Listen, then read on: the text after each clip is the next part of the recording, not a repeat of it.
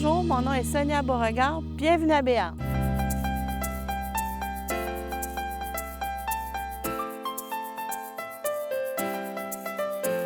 Béarn, c'est notre richesse, notre population.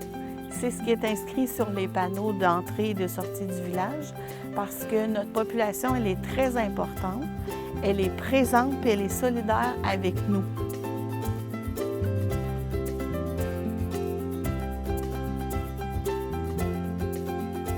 Les gens de Béarn, c'est des gens sympathiques. C'est des gens qui ont le cœur sur la main puis ils sont très, très chaleureux. Peu importe les gens qui vont se promener, ils vont se sentir en sécurité, puis les gens, ils vont aller au-delà d'eux autres. Tu sais, on se promène, on va dans les petites entreprises qui sont ici. Les gens, ils sont chaleureux, puis ils vont faire que tu vas te sentir bien dans notre municipalité.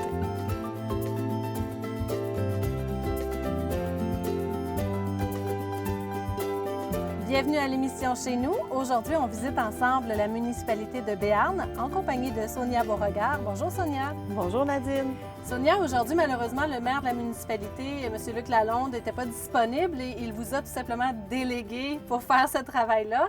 On va donc aujourd'hui faire un tour de la municipalité. On va visiter certains attraits touristiques, rencontrer des gens de la place, aussi vos coups de cœur, entre autres. Mais avant tout ça, j'aimerais ça qu'on en apprenne un petit peu plus sur vous. Donc, qui est Sonia Beauregard? Première question, est-ce que ça fait longtemps que vous demeurez ici à Béarn?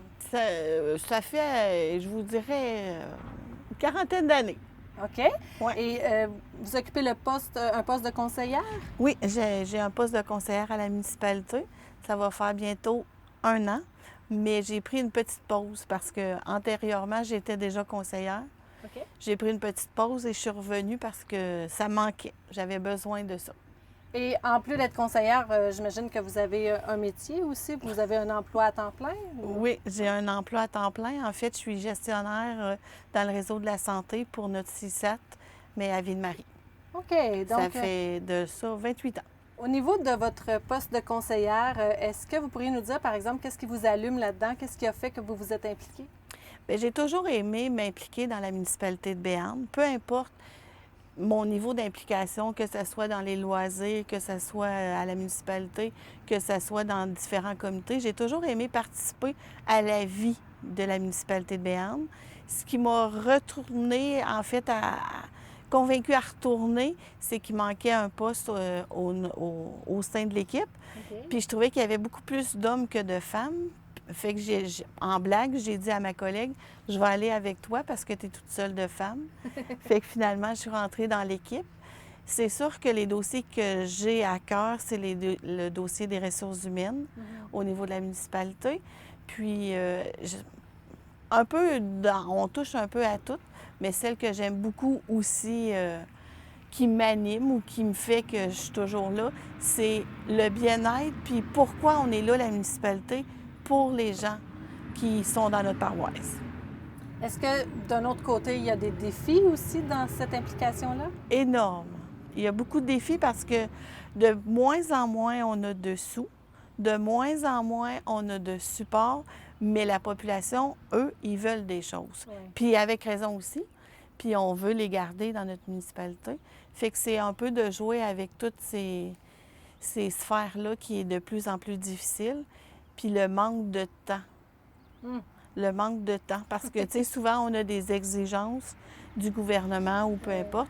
Puis, tu sais, on nous demande de le faire maintenant. Fait que, tu sais, il faut prendre des décisions, mais rapides, puis on a moins le temps de regarder ou la faisabilité ou les impacts ou les choses comme ça. Quelle valeur vous prônez le plus dans cette implication-là au conseil? De toujours se mettre au niveau du citoyen, de toujours essayer de répondre le plus possible à l'entièreté de la population. Parce qu'on le sait, Béarn, c'est quand même un village qui est petit, mais on a les personnes âgées, on a les jeunes enfants, puis de répondre à tous ces gens-là, puis d'en satisfaire le plus possible. Puis que ça ne lui coûte rien, en fait. Est-ce que vous êtes mariée? Oui. Avez-vous des enfants? Bien, j'ai 2 enfants, mais ils ne sont plus dans notre municipalité. Ils sont rendus grands? Ils sont rendus grands. Est-ce qu'ils prévoient peut-être revenir un jour ou pour l'instant? Bien, une, oui, c'est certain, parce qu'elle a le Témiscamingue tatoué sur le cœur. L'autre, elle est plus voyageuse. Puis son statut, en fait, c'est que son conjoint il est dans l'armée, fait qu'elle suit un peu ses déplacements. Mais un jour, peut-être.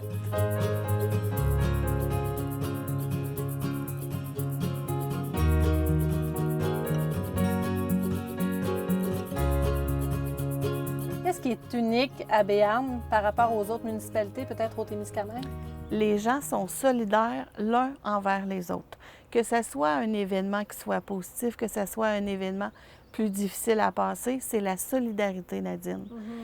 Aussitôt qu'il arrive quelque chose à l'un des membres ou à quelqu'un qui arrive quelque chose dans le village, les gens ils vont être toujours derrière eux, puis il y a une grande solidarité, puis un grand respect.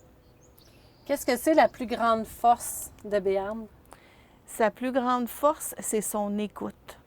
Les gens, ils sont à l'écoute, même ils vont aller au-delà. Ils vont anticiper les coups. Ou peu importe qu'est-ce qui va se décider, une fête, un rassemblement, ou peu importe, là, ils vont être à l'écoute de ça, puis ils vont aller en avant des choses. Puis il y a beaucoup de petits comités qui se fait dans la municipalité. Tu sais, on a le comité pour les aînés, on a le comité pour les enfants, on a le comité des stockers, on a l'âge d'or. Tous ces comités-là, ils ont une interaction entre eux, puis ils se regroupent pour faire une force. Il y a combien de population ici à Béarn? 711 habitants. Et on les appelle comment, les habitants ici à Béarn? Les Béarnais et les Béarnaises. Pourriez-vous nous parler un peu du territoire, par exemple du nord au sud ou d'est en ouest? Qu'est-ce que c'est Béarn? Béarn, c'est un vaste territoire, Nadine. On a 566 km². OK. On est entouré de terres agricoles. Puis, comme on est vraiment chanceux, on a aussi la forêt qui est par le chemin de pénétration. Fait qu'on a beaucoup de lacs accessibles.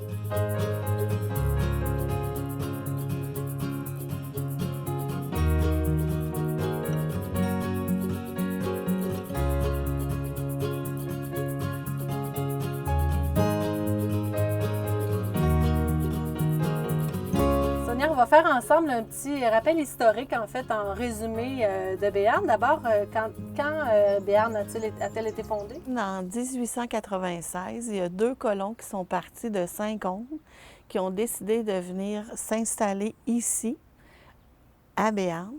Ils ont pris 10 ans et ils ont construit une première maison. Cette maison-là est encore existante et elle est encore habitée. Dans les 2 colons qui sont arrivés, c'est Dieudonné et Lactance Bellumeur. Donc, les familles Bellumeur. Les familles Bellumeur ont été les premiers pionniers. Par la suite, en 1912, le Béarn a été fondé, qui avait vraiment leur gentilé, qui s'appelait Saint-Placide de Béarn. Quelque temps après, on a perdu notre Saint-Placide et on s'appelle Municipalité de Béarn. Donc, en 1912, on était vraiment officiellement une municipalité. Est-ce que le nom de Saint-Placide, on sait d'où ça vient, l'origine de ça? En fait, Nadine, c'était donné en l'honneur d'un soldat qui a fait une bataille dans les années où est-ce que c'était Montcalm, et c'est en son honneur à lui. Par la suite, est-ce que vous avez d'autres événements qui se sont déroulés suite au fait que Béarn soit devenue municipalité de Béarn? Après 1912, il y a beaucoup de transformations qui sont faites. C'est sûr, comme on explique toujours, nous, on est bordés par les forêts et l'agriculture. Fait qu'il y a beaucoup de fermes qui se sont établies au pourtour de la municipalité et on a encore aujourd'hui beaucoup de fermes. Puis on est chanceux parce qu'il y a des fermes laitières et des fermes pour les bovins. Et aussi, on a la scierie parce que c'est sûr que la forêt a apporté la construction de la scierie et qui est toujours présente dans notre municipalité aussi. Est-ce qu'il y a des événements marquants, peut-être tragiques ou encore complètement heureux pour la municipalité de Béarn? Tragique, pas tant, mais Tant heureux, oui, tant mieux. Heureux, je dirais particulier.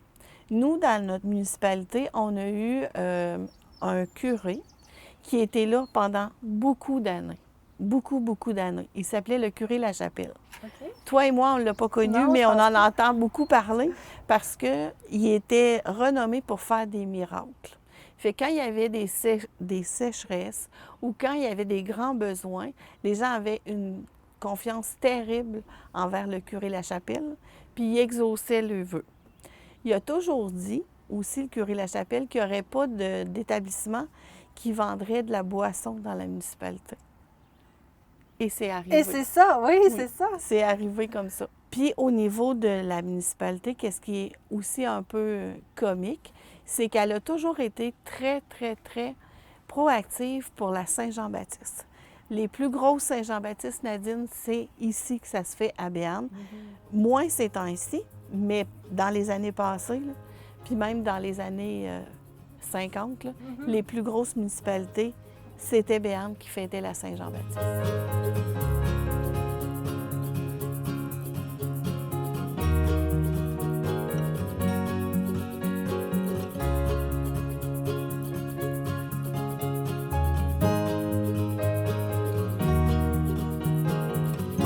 Sonia, est-ce que votre municipalité est une destination touristique? Elle n'est pas considérée comme destination touristique. Par contre, on a 2 ou 3 attraits où est-ce que les gens vont s'en souvenir de venir au Témiscamingue, de venir à Béarn directement. En fait, on a le merveilleux lac à la truite, où est-ce qu'on peut pêcher ou taquiner la truite. On a aussi eu un don du comité du centenaire, Nadine. Quand on a fêté le 100 ans de Béarn, le comité a ramassé des fonds suite à ces événements-là et ils ont construit un magnifique parc de jeux d'eau pour les enfants. C'est tout à fait gratuit. C'est aménagé. Il y a des toilettes accessibles. C'est dans le village, fait que les gens ils ont la proximité puis ils vont s'amuser pendant tout l'été. C'est ouvert non seulement à la population d'ici, mais aussi au Témiscamingue au complet, là. Au Témiscamingue au complet. Et ce qu'on s'est aperçu depuis qu'il a été bâti, c'est qu'il y a beaucoup d'amis d'autres municipalités qui viennent, au moins en tout cas le soir ou en soirée, s'amuser dans notre parc. Fait qu'on entend la vie parce que, comme je t'ai dit, il est dans le village. Fait que les enfants jouent, puis on les entend, puis c'est vraiment réconfortant de les voir bien dans cet environnement-là. Vous parliez d'un troisième attrait? Bien, en fait, il ne faut pas passer sous silence que dans notre municipalité, on a l'opportunité d'avoir le chemin de pénétration qui nous donne accès à de merveilleux lacs, à des belles pourvoiries, à la ZEC-Kipawa. Fait que c'est sûr que c'est pas une destination touristique, mais les gens, ils savent que quand on passe par le chemin de pénétration dans notre municipalité, ils ont accès à une multitude de projets qu'ils peuvent aller faire là. Comment vous voyez l'avenir du tourisme au Témiscamingue? C'est sûr qu'avec l'avenue du parc au Pémican, ça nous donne de belles opportunités pour nous, les petites municipalités.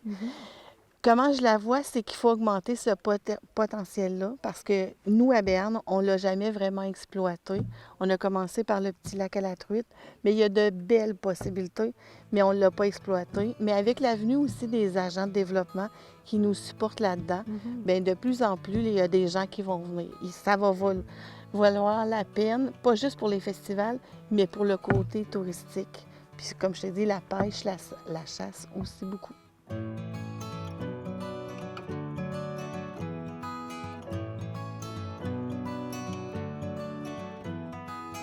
Ici, on est au lac de la Petite Prairie, à 8 km et demi de Béarn.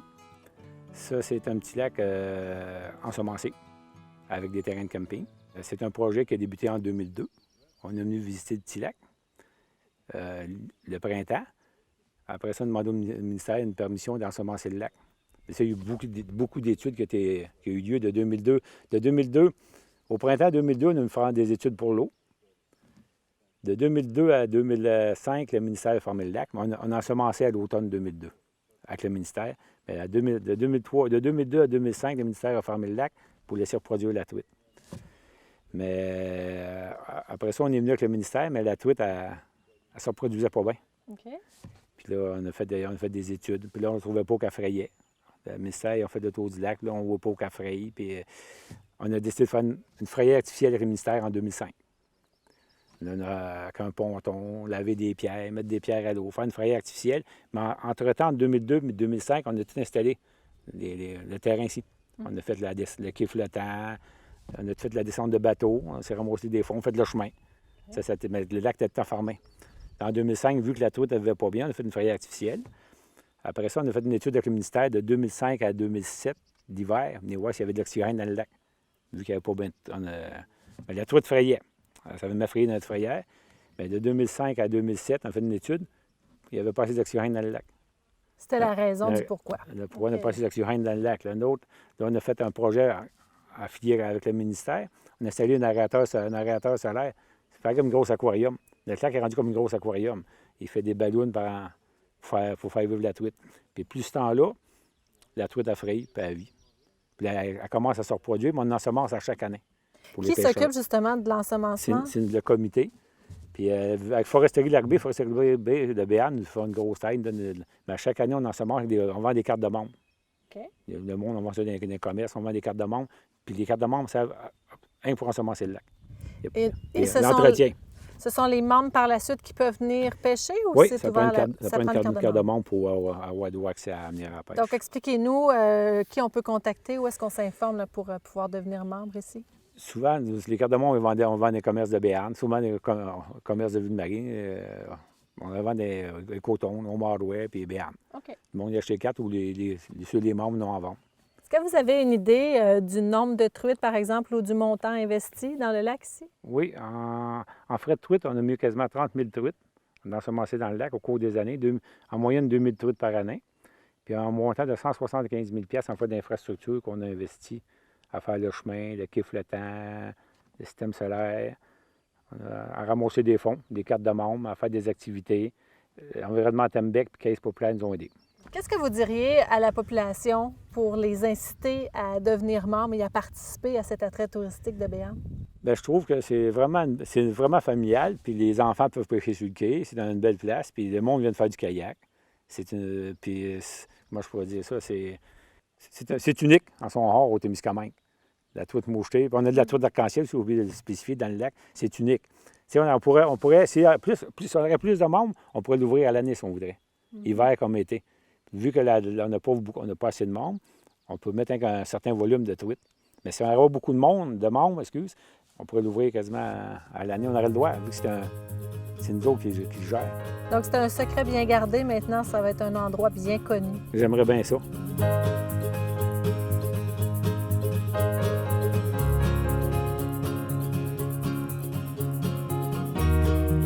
Dites-moi, Sonia, quel est le moteur économique ici pour la municipalité? C'est l'agriculture et la foresterie. On a la chance d'avoir la scierie qui est installée en haut de notre village. C'est pas mal le moteur économique. J'imagine ça a été pas mal tout le temps ça, oui. En fait? Ça a été comme ça à Béarn depuis toujours? Depuis toujours. Donc, les plus grands employeurs, vous avez parlé de la scierie Béarn. Est-ce qu'il y en a d'autres employeurs ici? Non. Des entreprises qui a des employés, c'est vraiment la scierie oui. qui est le principal employeur. Oui. Est-ce que pour les autres petites entreprises, il y a de la relève? Il y a de la relève, puis c'est sûr qu'il y a de la disponibilité aussi parce que avec notre village qui est quand même petit, mais il y a de la place pour des commerces. Puis il y en a quelques-unes qui sont déjà installées. On en a perdu, mais c'est quand même un bon balancier. Mais il y a toujours de la place. En fait, là, pour notre émission chez nous, on vous demandait de sélectionner une entreprise ou un organisme. J'imagine que ça n'a pas été facile, mais votre choix s'est arrêté à la ferme Carpentier et Fils. Pourquoi vous avez décidé de les choisir, eux, particulièrement? En fait, pourquoi j'ai décidé de prendre la ferme Carpentier et Fils, c'est que c'est à notre entrée de village. Quand vous rentrez dans le village, là, vous ne pouvez pas la manquer. C'est une des plus grosses fermes. C'est une ferme laitière. Elle est installée depuis 50 ans dans notre village. Et en plus, j'ai hâte d'aller te faire visiter parce que tu vas voir, il y a quelque chose de particulier. Ils ont des grands honneurs. Ils ont eu des grands honneurs dernièrement, puis on en est très fiers d'eux. On va aller voir ça. Merci. Oui. La ferme Carpentier et Fils, en fait, c'est le grand-père de Sébastien qui a repris ce qui était la petite ferme familiale de l'époque, puis qui l'a bâti comme une entreprise dans le début des années 50. Avec ses fils, avec le père de Sébastien, qui a fait grandir l'entreprise. Puis finalement, il y a un transfert qui s'est fait au début des années 2000 où sa mère a pris des parts. Puis là, finalement, c'est Sébastien et Jocelyn, là, depuis 2007, qui sont les deux actionnaires de la compagnie. Comment est arrivée l'arrivée d'Andréane? Ça faisait déjà 6 ans environ qu'on était en couple. Puis la famille était décollée. puis Andréane travaillait à l'extérieur. Puis là, ben, de fil en aiguille, on en est venu s'intéresser à la ferme, puis avoir peut-être changer le stress de vie, du travail à l'extérieur, les garderies, etc. Donc, elle s'est mis à mettre du temps à la ferme, puis elle tombe en amour avec la production. Ça s'est vraiment fait tout seul parce qu'il y a comme un employé qui partait, il avait besoin de quelqu'un, j'étais en réflexion. Tu sais, ce qui devait être un petit coup de main d'une demi-journée, ben là, ça fait 4 ans. Là. Qu'est-ce qui vous passionne dans la production laitière? Moi, c'est les animaux. Moi, là, tout ce qui est autour de la vache, sa production, les étapes, la gestation, les veillages, tout ce qui touche à la vache au vivant, j'adore ça. J'ai des travailleurs guatémaltèques qui... C'est super stimulant de travailler avec eux autres, puis ils ont une belle ambiance de travail. C'est sûr, j'ai un fait pour la machinerie, les champs, en partant. La production, j'aime bien la production laitière comme telle. Ça se travaille quand même bien avec la mécanisation, les bâtiments, contrairement à d'autres productions. On est un peu... c'est les défis. C'est du défi constant, ou de t'améliorer, ou de régler les problèmes, ou bref, c'est toute une question de défi à l'année longue. Là. Puis quand on dirait qu'on est sur un beat, que quand il n'y en a plus, on s'en cherche d'autres. Puis fait que c'est ça. C'est content de l'évolution, là, puis de l'adaptation. La recherche avance tout le temps. Donc, ce qu'on faisait il y a 20 ans, il ne faut pas dire que c'est d'actualité. On peut changer nos méthodes de faire. Bon, bref, c'est ça. C'est stimulant. Faire le même job du matin au soir à l'année longue, probablement, c'est pas pour moi. Et là, depuis quelques années, la ferme Carpentier et Fils reçoit des honneurs. Qu'est-ce qui s'est passé pour que tout d'un coup, là, on commence à ramasser des prix? Ben, en fait, c'est comme il disait, ça a été la complémentarité. C'est que là, Sébastien, au lieu d'être partout, a pu commencer, quand je me suis joint à l'équipe, a pu se concentrer plus au champ. Puis au fil du temps, parce qu'il a quand même fallu, je suis partie de zéro, il a quand même fallu là, qu'il passe les connaissances tranquillement. Fait que plus que ça va, ben j'en sais plus, il peut être libéré pour ailleurs, puis justement l'aide de son père au papier. C'est une grosse charge que là, en ce moment, on n'a pas pour se placer avec les enfants et tout. Donc, on a réparti nos forces, ça nous a donné ça a donné une belle énergie. Fait que je peux être très présente à l'étable, faire un très bon suivi de troupeau. Fait que c'est venu avec une bonne alimentation, c'est venu avec une meilleure régie, c'est venu de plein de petits détails qu'on a gagné le premier prix, dans le fond. Le premier prix de quoi? Le premier prix pour la qualité du lait chez tous les producteurs.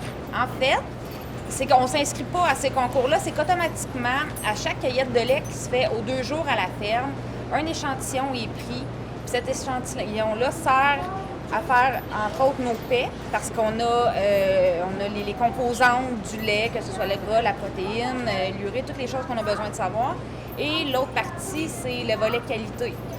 Donc, il y a les cellules somatiques, qui est une mesure chez la vache à savoir si la vache est en très bonne santé. Dans ce cas-là. Une mesure du niveau d'infection, si on peut dire. Okay. C'est la qualité. Oui, plus les cellules somatiques sont basses, donc la vache ne se défend pas contre des infections. Elle a une glande mammaire saine, fait que ça fait un niveau plus bas. C'est un des éléments qui est mesuré. Puis l'autre élément, c'est les bactéries du système de traite. Tantôt, on a vu l'employé qui préparait à poser l'unité de traite, donc il y a un nettoyage qui doit être rigoureux pour ne pas avoir de bactéries avec le lait que lui, techniquement, il est propre à l'intérieur de la vache. C'est le niveau de l'équipement, le nettoyage des équipements de traite qui doit que ce soit fait rigoureusement, puis que le système soit en bon état. Cet échantillon-là est mesuré à chaque collecte aux 2 jours. Fait que d'emblée, c'est à partir de ces résultats-là que chez les producteurs de lait du Québec, ils vont regarder les résultats. Ils vont par région remettre des prix. Donc en 2017 et en 2018, on est arrivé première place en Abitibi-Témiscamingue pour la qualité du lait. Puis là, en 2019, on est arrivé 2e, qui est vraiment là, qui était... En fait, le même concours régionalement, quand tu es premier, ça te donne accès au concours provincial, au niveau provincial. Puis là, on s'était classé... Là, au provincial, sur les 5000 quelques producteurs laitiers du Québec, là, pour l'année 2019, on est 30e position. Deuxième en région, 30e au Québec. Les autres années, premier, je me rappelle plus. Il me semble qu'on était 38e la première année. Est-ce que vous êtes fiers de ça, par exemple, la 30e place au Québec? C'est quelque chose? Oui. On est, en fait, on s'est pas levé un matin en disant « nous autres, on va aller chercher ce prix-là. » Nous autres, on a juste réparti les efforts, puis ça va se chercher dans tous des micro-détails que l'on fait quotidiennement, dans toutes les petites attentions qu'on apporte, dans chaque petite chose toujours. Puis, à travailler, à réfléchir, à améliorer le bien-être animal, leur confort, la salubrité, l'alimentation de qualité, tous les petits détails, comme Andréane dit, mais c'était au niveau bien-être animal. En voulant leur donner plus, ils nous ont rendu l'équivalent d'un lait de qualité. Puis la production en quantité est là aussi, parce qu'on quand même la production elle a beaucoup augmenté dans les derniers 3 ans. Et le prix de l'Ordre du mérite agricole, est-ce que vous pourriez m'en parler davantage aussi? Ah mon Dieu, ça a été une belle surprise parce que la première fois qu'on s'est fait contacter, ils font un peu de recrutement, parce que ça se déplace aux 5 ans, fait que si tu suis pas ça des fois. Fait que quand la dame nous a contactés, on a dit, ben voyons, écoute, non, c'est pas pour nous autres, là. Me semble dans nos souvenirs, c'est les belles grandes petites fermes avec un dehors qui flash, on foutait pas là-dedans. Puis là, on jasait avec, elle nous posait des questions, puis bon, de fil en aiguille, elle nous a comme un peu convaincus que oui, tu sais, ça pourrait être intéressant. Puis, tu sais, le point qui va arriver, c'est que vous allez vivre l'expérience.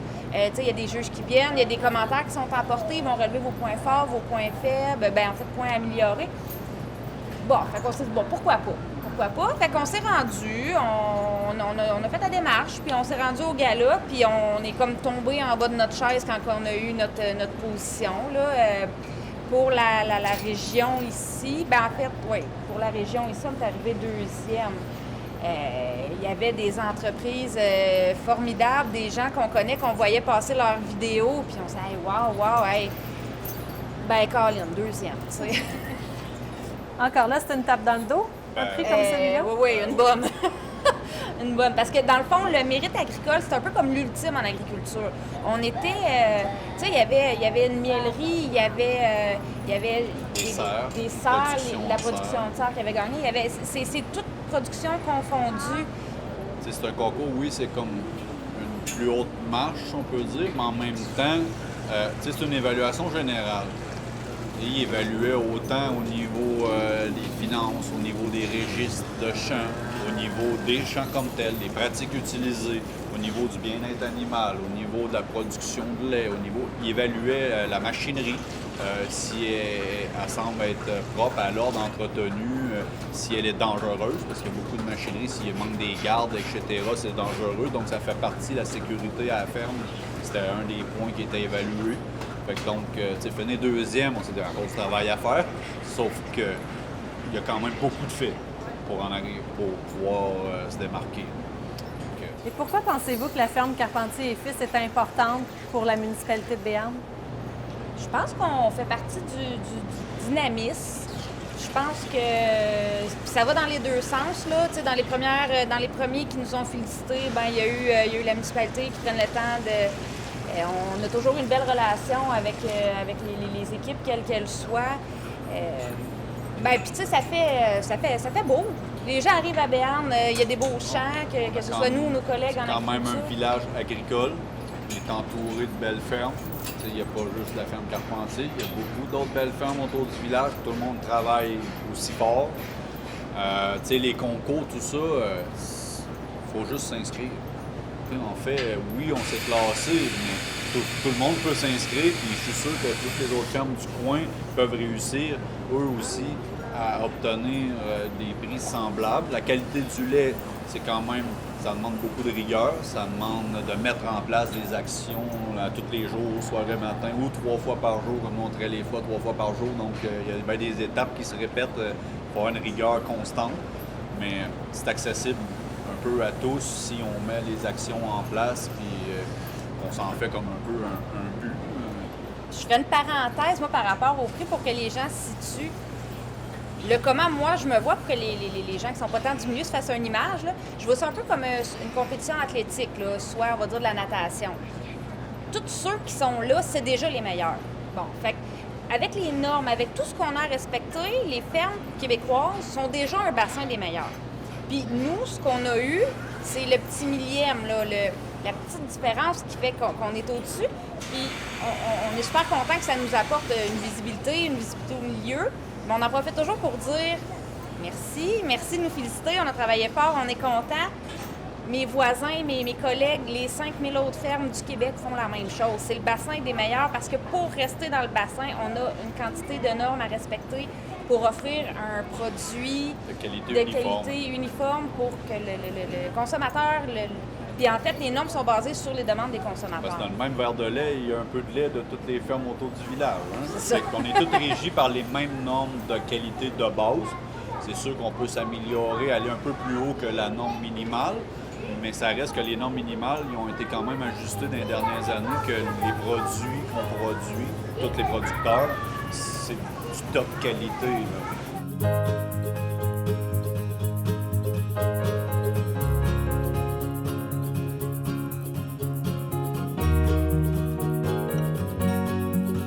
Pour notre segment personnalité, est-ce que vous pourriez nous dire qui vous avez choisi et pour quelle raison? En fait, Nadine, j'en ai choisi 2. Notre première personne qu'on a choisie, c'est Carole Cougar. C'est une artiste qui habite dans notre municipalité et on en est très fiers. Carole, elle s'est installée, ça fait plusieurs années. Elle a décidé Béarn parce que son conjoint vient de notre municipalité. Puis elle est très présente dans peu importe nos projets. Elle est toujours présente puis on l'apprécie vraiment.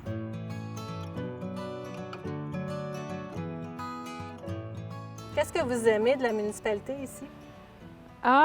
J'aime beaucoup les gens, surtout. J'aime la nature. C'est sécuritaire, c'est tranquille. Le rythme, c'est plus lent. On n'a pas de trafic. La nature, les oiseaux, les beaux ciels, les champs, les forêts, c'est tout ça. Vous êtes une artiste. Est-ce que vous pourriez nous parler un peu de votre parcours d'artiste? Oui, OK. Mais j'ai toujours aimé dessiner. Toujours. Je dessinais sur mes livres dans l'école quand j'écoutais pas. J'ai suivi les cours en art plastique au secondaire. Puis un coup installé ici, j'ai fait un certificat en art plastique avec l'Université du Québec à Abitibi-Témiscamingue. Puis j'ai terminé en 1995, je crois. OK. Bien, après ça, j'ai suivi beaucoup des ateliers puis des cours de perfection dans toutes sortes de domaines.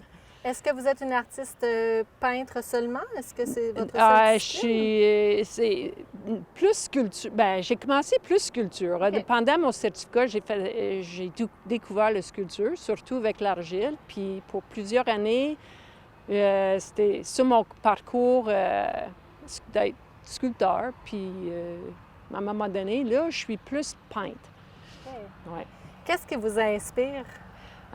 C'est les gens qui m'inspirent, c'est leurs histoires, les racines, leur sens d'appartenance de leur place.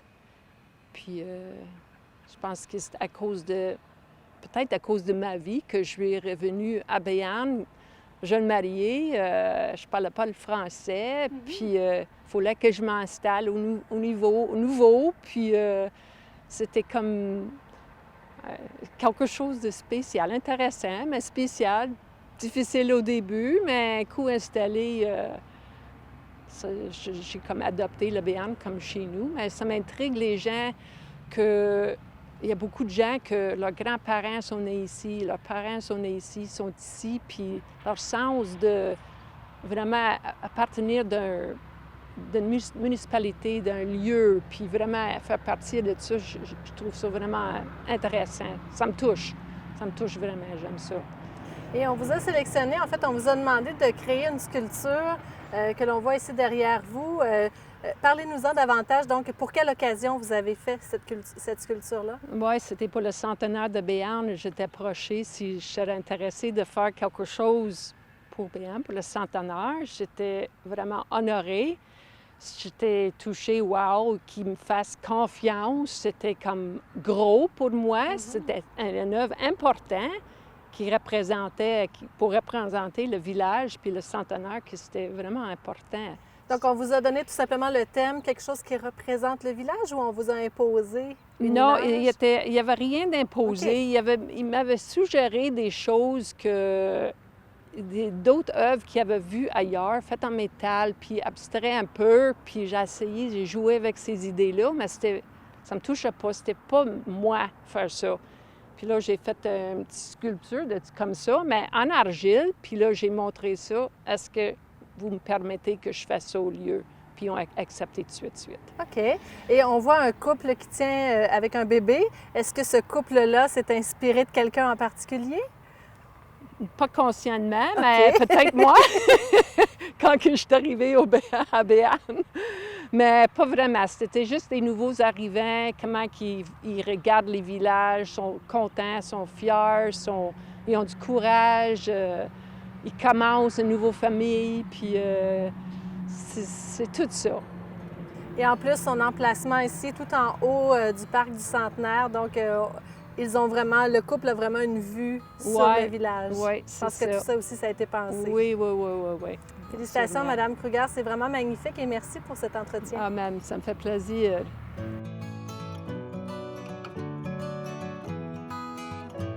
Et la deuxième personnalité? En fait, c'est notre équipe de baseball de la municipalité qui s'appelle les SC Navin.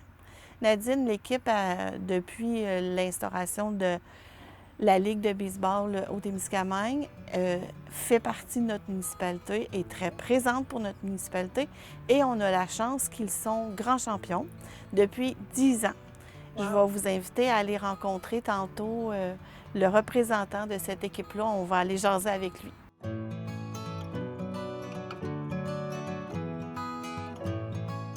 Christian, avant de parler des SC Navin, j'aimerais qu'on parle un peu de vous. D'abord, depuis quand demeurez-vous ici à Béarn? Ça fait 13 ans que je suis à Béarn. Qu'est-ce que vous aimez de la municipalité? Bien, c'est une petite municipalité tranquille.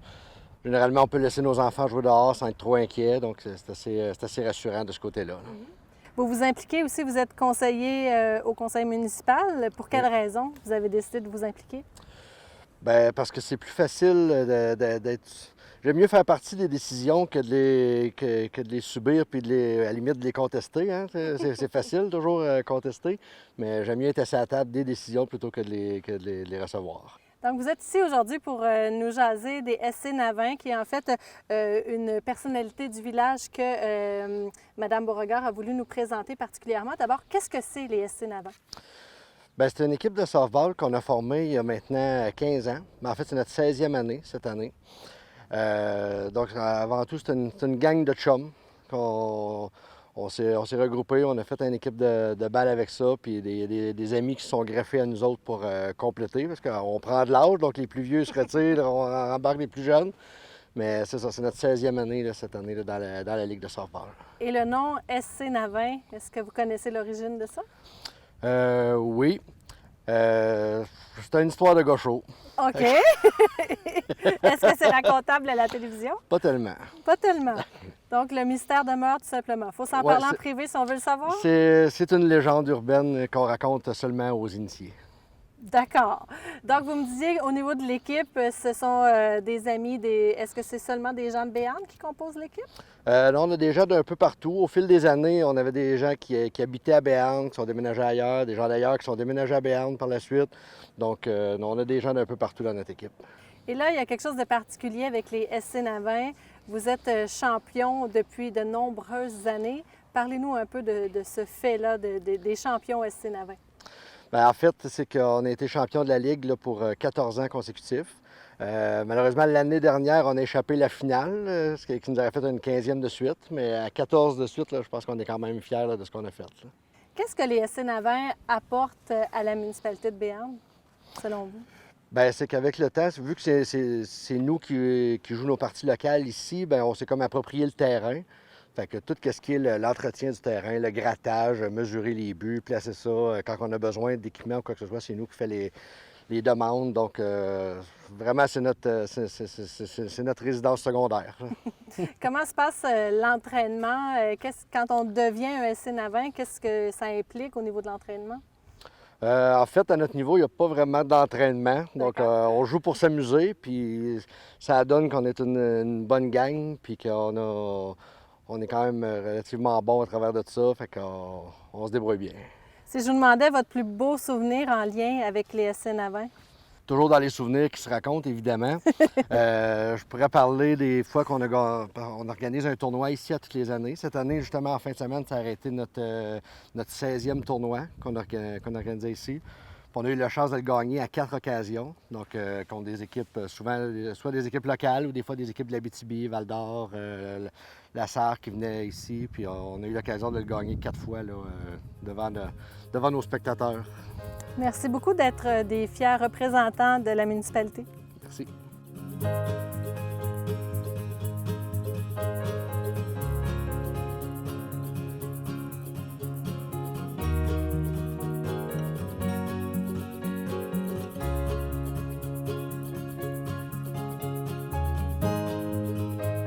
Sonia, lorsque je vous ai demandé de me présenter votre lieu coup de cœur dans la municipalité, ce n'est pas un lieu, mais plutôt une personne que vous avez décidé de me présenter. Dites-nous, quel est ce choix-là et pourquoi vous avez choisi? En fait, Nadine, j'ai décidé de te présenter un coup de cœur que notre municipalité a eu chez un humoriste qu'on a eu la chance d'accueillir il y a 2 ans passés dans notre municipalité.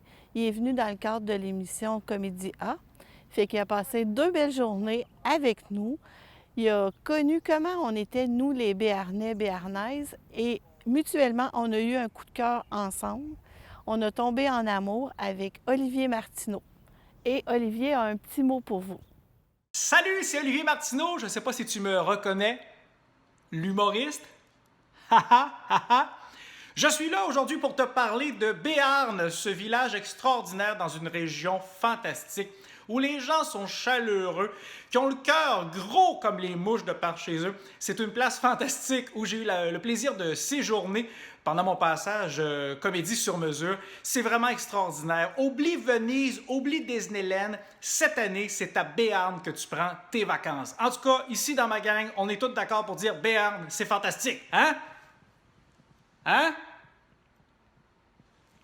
Bon, là, elle parle pas là, parce qu'elle est gênée, mais d'habitude, elle parle. En tout cas, va voir ça, Béarn. Puis les gens de Béarn, rappelle-moi donc, je veux y aller. Salut!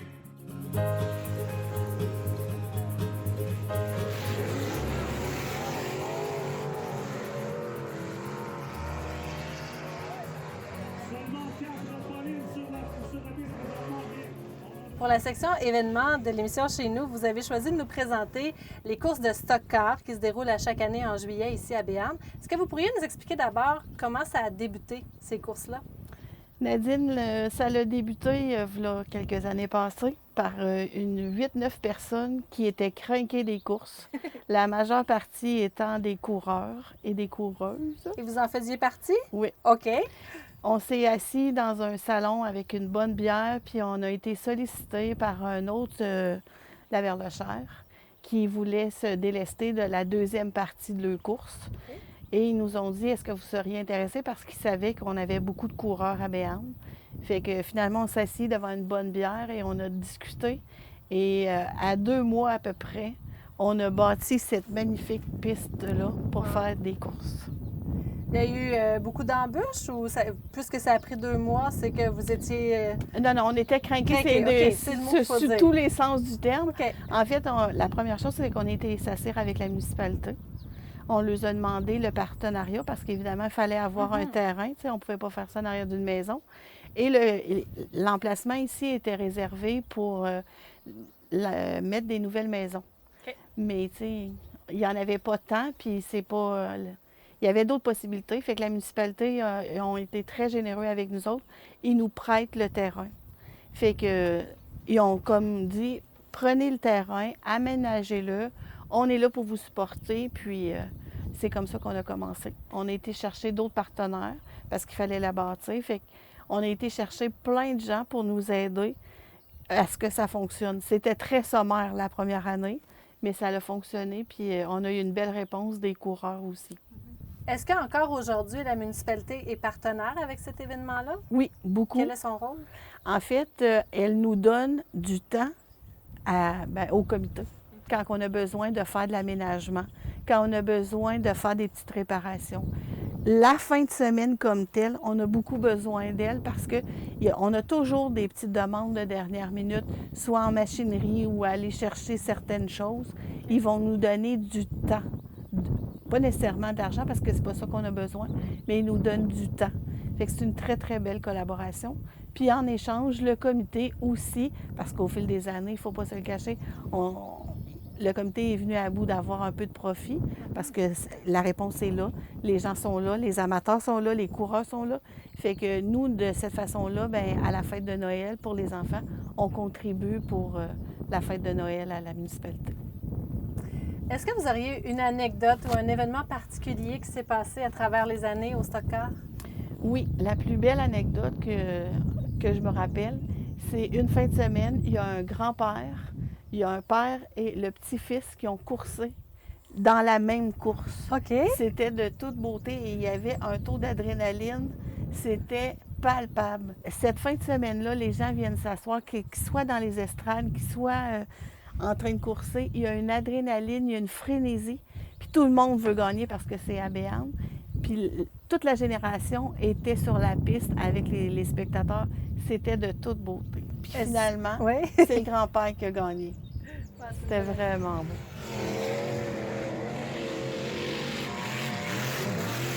Alex, vous êtes membre du comité organisateur. Depuis combien de temps vous êtes sur le comité? Depuis 3-4 ans environ, ouais. Mais j'étais bénévole pour le comité longtemps avant ça, dans ma jeune adolescence.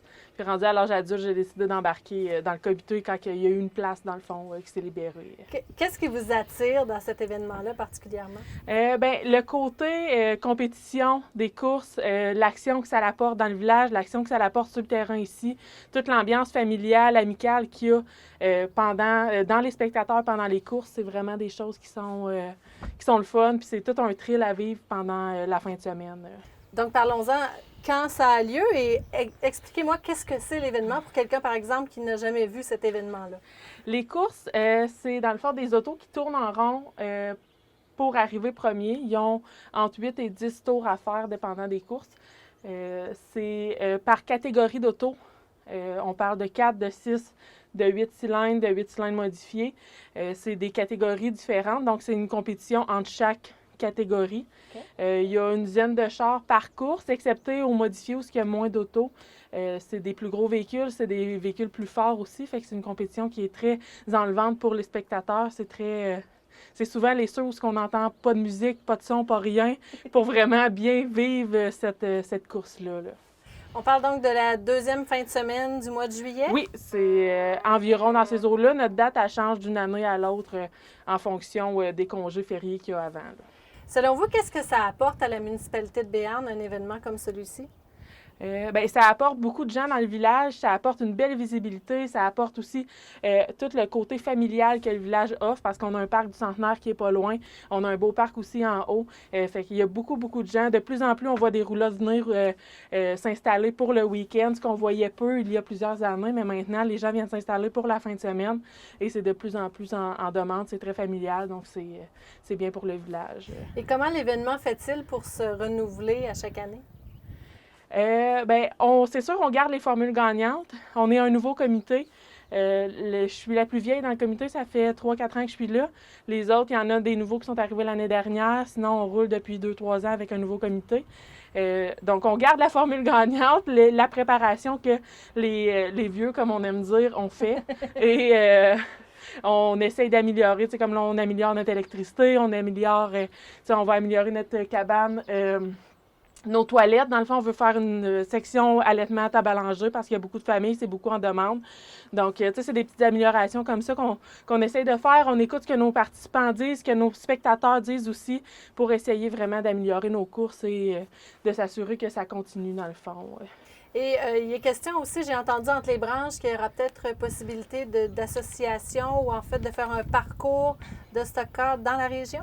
Bien, c'est encore en pourparlers. On regarde encore comment que tout ça va se dérouler, mais c'est vraiment quelque chose qui est intéressant pour nos coureurs d'avoir quelque chose dans ce genre-là. On ne sait pas si ça va se concrétiser encore, mais c'est quelque chose qu'on regarde. C'est dans les projets futurs. Oui. Qu'est-ce que vous diriez à quelqu'un pour convaincre cette personne-là de venir ici à Béarn voir les stock-cars la deuxième fin de semaine de juillet? L'essayer, c'est l'adopter. Oui. J'irais pour une petite phrase comme ça. Mais si c'est quelque chose que vous avez jamais vécu dans votre vie, de regarder, de participer ou de regarder ce genre de course-là, ça vaut la peine de venir voir. Parce qu'il y a quand même beaucoup de vitesse, il y a beaucoup d'action, il y a des fois des accidents, on essaye le moins possible, mais ça arrive, c'est quand même une réalité. Mais c'est vraiment beaucoup d'action, beaucoup d'organisation aussi. Donc, il y a tout un coin pour les enfants. Fait que dépendant si vous êtes une famille ou une personne qui veut vivre justement ce thrill-là, ben c'est quelque chose qui peut être super intéressant à vivre.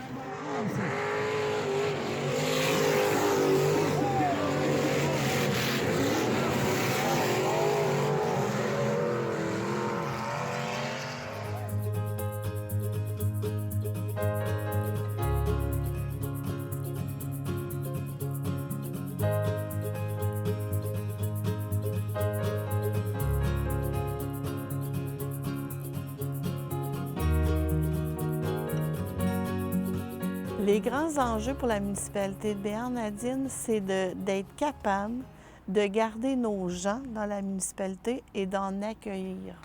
Oui, on est très proactif, même au sein de notre équipe de travailleurs municipaux, on a une belle diversité. On a accueilli beaucoup de nouveaux arrivants, mais c'est de les garder dans notre village. C'est un de nos grands enjeux.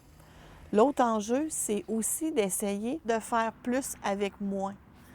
C'est difficile parce que on a de moins en moins de soutien financier, puis on veut plus donner à notre population, plus que ce soit au niveau du récréo touristique, au niveau des services, au niveau de l'aide, mais on est quand même limité là-dedans. Et est-ce que vous avez d'ores et déjà trouvé quelques solutions que ce soit pour justement pallier ces enjeux-là? Pas encore. Pas encore. Pas encore. Et l'autre chose qui est notre préoccupation majeure, c'est de garder nos petites entreprises pignon sur rue. C'est difficile parce que de plus en plus, les gens ils consomment de différentes façons. Fait que c'est différent. Mais on essaye de garder nos petites entreprises. Et justement, comme je te disais tantôt, il y a un petit comité qui s'est mis en branle pour essayer de bâtir un service de proximité. Parce que avec le tour qu'on a fait tantôt, tu vas voir qu'on n'en a pas d'entreprise où est-ce qu'on a une station-service.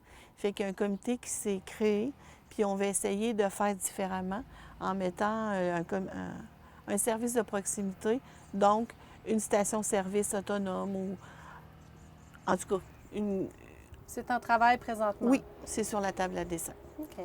Qu'est-ce que vous diriez à quelqu'un pour convaincre cette personne-là de venir s'installer à Béarn? La première des choses, c'est la sécurité. Tu sais, dans la municipalité, là, on peut se promener, là, puis c'est sécuritaire. Puis quelqu'un qui va avoir besoin, bien, il va pouvoir aller cogner, puis les gens, ils sont à proximité. C'est facile d'approcher les gens. Ça, c'est la première chose. Aussi, c'est d'avoir une habitation à un prix moindre. Ça l'aide beaucoup. Tu sais, les jeunes familles qui veulent venir s'installer, bien, c'est possible d'acheter une maison puis de ne pas payer si cher que ça, mais d'être capable de s'installer. Est-ce que vous avez une manière d'accueillir les nouveaux arrivants? Il y a des personnes sur le conseil municipal qui est en train d'établir un espèce de protocole de bienvenue avec des mentors ou avec des personnes qui vont être de référence. Oui, c'est en train de s'installer. OK. Et est-ce que, selon vous, les nouveaux arrivants s'intègrent facilement? Si je prends l'exemple de nos travailleurs, oui. Parce qu'on se préoccupe de leur bien-être, on se préoccupe, avez-vous besoin, ou on fait référence aux réseaux qui sont déjà en place avec le Carrefour Jeunesse Emploi ou quelque chose comme ça. Oui, Oui, je te dirais oui.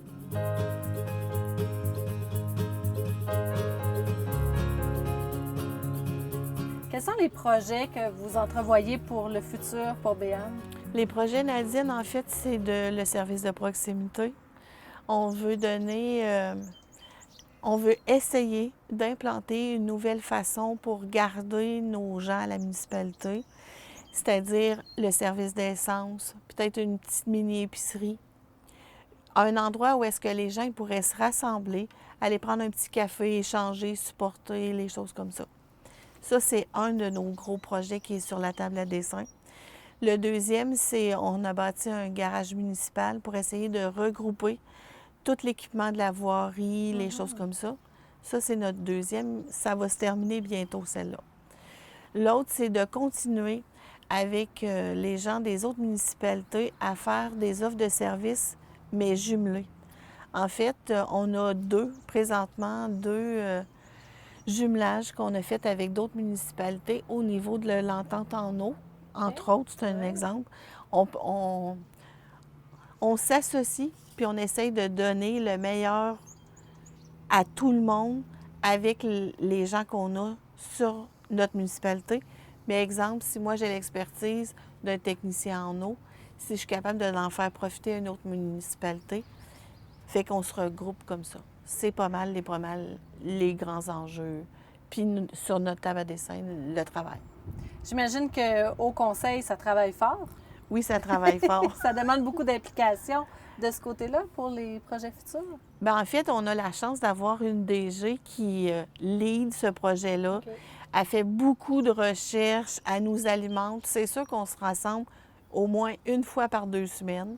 Puis, tu sais, on continue, mais c'est un travail d'équipe. C'est vraiment en collaboration avec les autres. Quel serait votre plus grand souhait pour votre municipalité? De voir des petites familles venir s'installer, de voir des entreprises commencer puis rester avec nous, puis d'être capable de garder le plus souvent nos aînés, parce que quand on perd nos aînés, c'est notre histoire, c'est notre richesse. Fait que de garder tout ce bon monde-là dans notre municipalité. Et comment vous voyez l'avenir de votre municipalité? Je la vois optimiste parce qu'on a quand même au conseil municipal une jeune équipe. On a des belles valeurs, on travaille fort, on donne du temps, mais on sait que les gens qui ils sont là pour rester. Il s'agit juste de trouver une façon pour en rapporter d'autres. Puis aussi, je dirais, de mettre beaucoup d'efforts sur les gens qui veulent s'investir dans le village.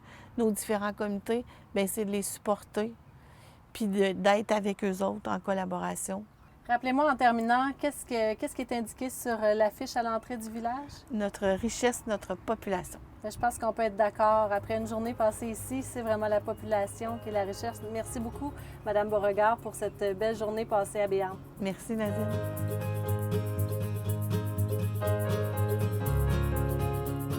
J'aimerais ça savoir, c'est quoi SC Navin? C'est-tu SC ou Navin qui n'est pas racontable? Non, le SC. Non, le SC, c'est rajouté par après. Là. OK. Dans la version racontable, qu'on va dire, okay. C'est qu'on s'est fait. Quand on a fait notre équipe, on n'avait pas de soute encore, on n'avait pas d'uniforme. Puis on a commencé par choisir nos uniformes avant de se trouver un nom. Fait que là, on était dans le catalogue, puis on trouvait les. Puis là, il faut se mettre en contexte. Quand on a décidé ça, on est 10 gars un peu chauds dans la cabane là. Oui, OK. Puis là, on choisit nos uniformes. Fait que finalement, on choisit nos couleurs. On va avoir des pantalons gris, puis on va avoir des chandails bleus, navy blue. Dans le catalogue, c'est écrit navy blue. Ouais. Là, on tombe dans le bout qui se raconte pas. Fait que le navy blue, le navy est devenu navin. OK. Puis là, ben, après ça, pour faire ça officiel, ben, c'est parce que le SC, en Europe, les équipes de hockey ont toutes c'est HC Davos. Le club de football, c'est FC Manchester. Fait que là, nous autres, c'est SC Navin. Parce qu'au début, on était juste les Navins. Okay. On est devenu le Est-ce SC que Navin. les initiales SC veulent dire quelque chose? Softball Club. Oh wow! C'est bon. Logique!